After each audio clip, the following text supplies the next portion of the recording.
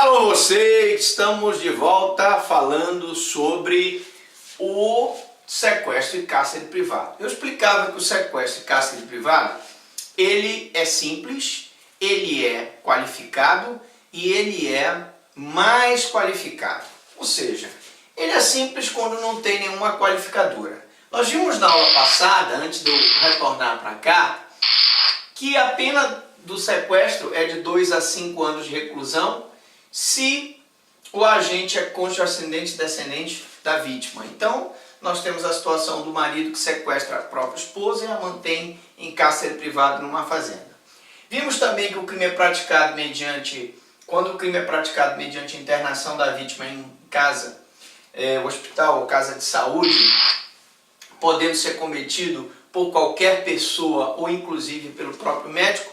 Nós temos o exemplo daquela senhora que foi abordada por 2 enfermeiros, aplicaram uma injeção e a levaram para uma internação forçada. Nós estamos justamente aqui.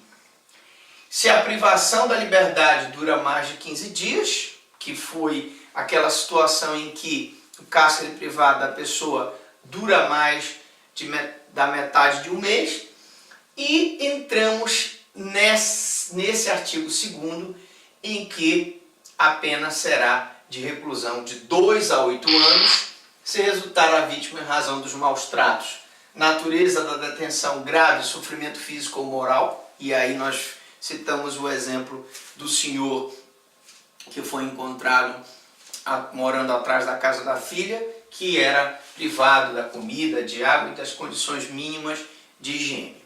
Mas nós ficamos de responder essa questão aqui.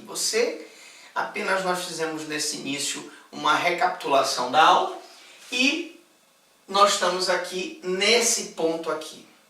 Simples, qualificado e qualificado, mais qualificado, ou seja, com maior pena, no caso de lesão corporal grave ou no caso de morte da vítima, né? Se a vítima sofre lesão corporal grave ou morre em razão dos maus tratos, o agente responderá por lesão corporal grave ou homicídio em concurso material com crime de sequestro simples.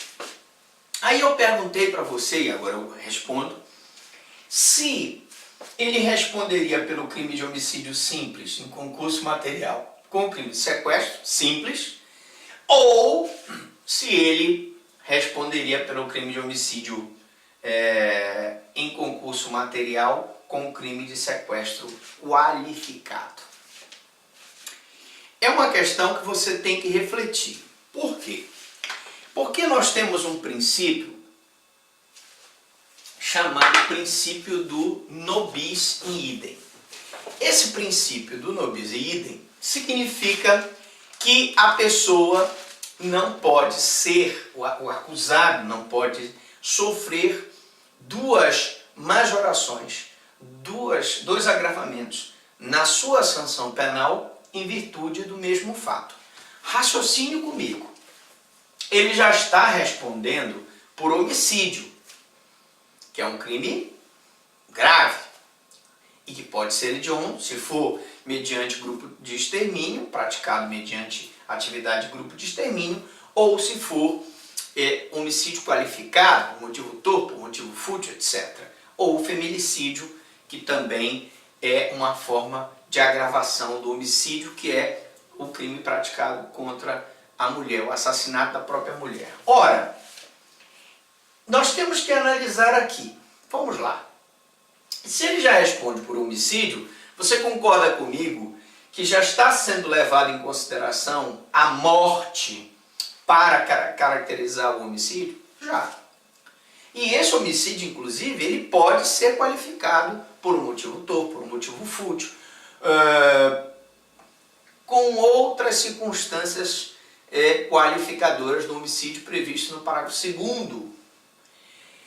Então, por que, professor Franklin, eu tenho que colocar concurso material com crime de sequestro e cárcere privado simples? Por que não colocar um concurso material com sequestro e cárcere privado qualificado? E eu explico. Se você coloca o qualificado aqui pelo fato da vítima ter morrido, você está levando em consideração a morte da vítima para tipificar o homicídio e para tipificar o sequestro. Então veja que você usa o mesmo argumento, o mesmo dispositivo, o homicídio, a morte da vítima, para qualificar o sequestro e para tipificar o homicídio. Isso não pode no direito penal. Isso se chama violação do princípio do ne bis in idem. Ou seja, eu não posso usar o homicídio, a morte, para tipificar o homicídio e ao mesmo tempo qualificar o sequestro e cárcere privado. Porque eu estaria violando o ne bis in idem. Eu estou usando a morte para agravar a pena do cidadão 2 vezes. Sem falar que esse homicídio aqui, presta atenção, ele também pode ser qualificado por outras circunstâncias, como uso de meio cruel, como o filho que mata o pai para ficar com a sua herança, com um motivo fútil, com um motivo torpe, enfim, qualquer circunstância do parágrafo 2º do artigo 121. Razão pela qual não existe nenhuma dúvida em relação a essa tipificação. Mais uma observação: por que concurso material? Porque aqui eu tenho 2 ou mais ações ou omissões com 2 resultados. 2 ou mais ações ou omissões. Uma foi ele sequestrar a vítima, que foi a primeira conduta. Segunda conduta, o cárcere privado, manteve a vítima dentro de um determinado local. E a terceira conduta, em razão dos maus tratos, essa vítima veio a falecer. Ora, nós temos aí mais de uma ação ou omissão. Você perguntaria, mas professor, poderia acontecer, por exemplo, dele não sequestrar a vítima, apenas mantê-la em cárcere privado? O caso, por exemplo, do menino que apareceu em São Paulo, que a madrasta o dopava e ele era mantido em cárcere privado, ele nunca foi sequestrado, ele vivia com o pai e com a mãe, que depois que morreu teve a madrasta, e aí o pai consentia que a madrasta fizesse essa aberração com o próprio filho. Nesse caso, ele não foi sequestrado, mas o que eu quero dizer é que o concurso material representa 2 ou mais ações ou omissões. E o concurso formal, uma conduta, 2 resultados. Aquela história do tiro, que você dá, a bala transpassa uma pessoa e mata outra. Então, com um tiro, você matou 2 pessoas, você responde, teoricamente, por concurso formal, né? No ônibus, um ladrão subtrai a carteira dos passageiros. Teoricamente, com uma só ação, ele subtrai todas as carteiras. Eu tenho aí um concurso formal.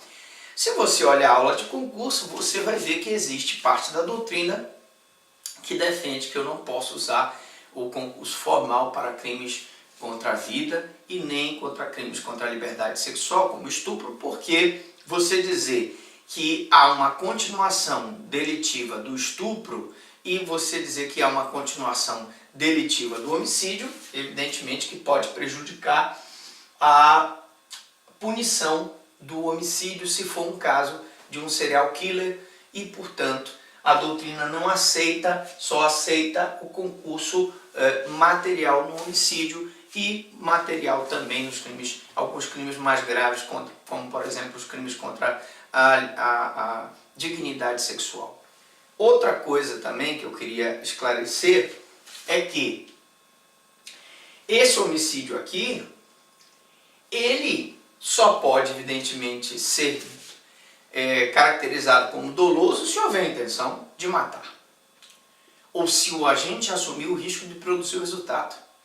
Porque eu posso ter um homicídio culposo, em que a vítima foi colocada, por exemplo, numa situação de maus tratos e que veio a falecer em virtude de imprudência, negligência e imperícia. Mas isso tudo você tem que estar de olho nas provas e, se o caso for uma prova de concurso, você tem que estar de olho na questão que for colocada pelo seu examinador.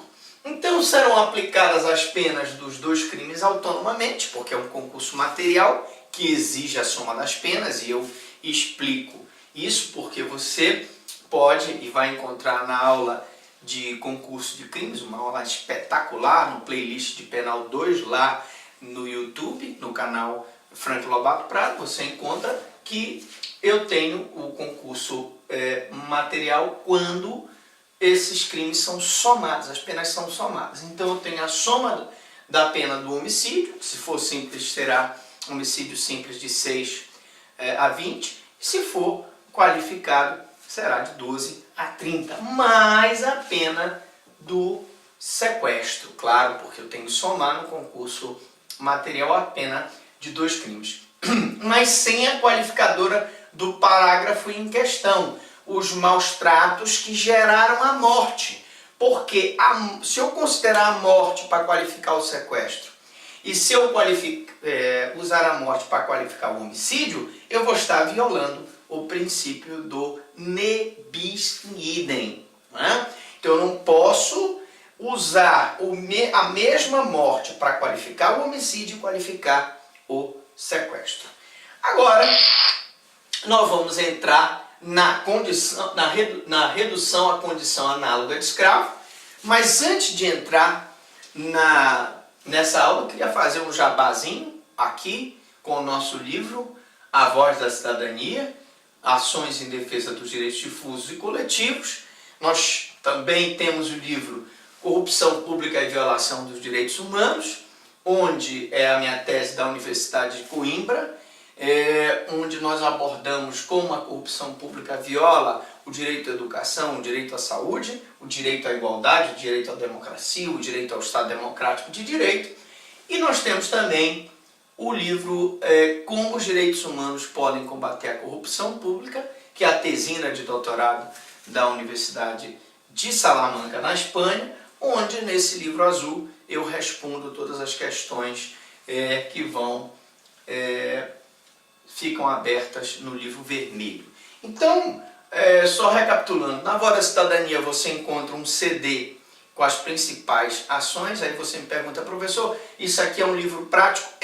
Tem as principais ações nesse livro para que você possa aprender todas as principais ações que são ajuizadas pelo Ministério Público. Nesse livro, como é que a corrupção pública viola os direitos humanos, e no livro azul, como os direitos humanos podem combater a corrupção pública, mostrando que atitudes de cooperação judicial em matéria penal, o sistema de defesa dos direitos humanos a nível europeu, a nível americano, e outras questões interessantíssimas que você encontra, são livros da minha autoria, e brevemente nós estaremos lançando como o Ministério Público pode combater a corrupção. Aguarde, não perca. Você gostou da aula?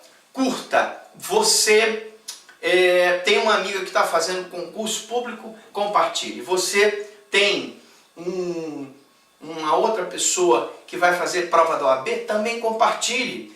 Aqui no canal do Professor Franklin você encontra mais de videoaulas para você, meu amigo, para você, minha amiga, se dar bem no concurso público, na prova da OAB, na sua vida, porque nós queremos o seu futuro, nós queremos o seu sucesso, nós queremos você com a gente nessa empreitada. Grande abraço, eu volto daqui a pouco com redução à condição análoga de escravo. Um abraço.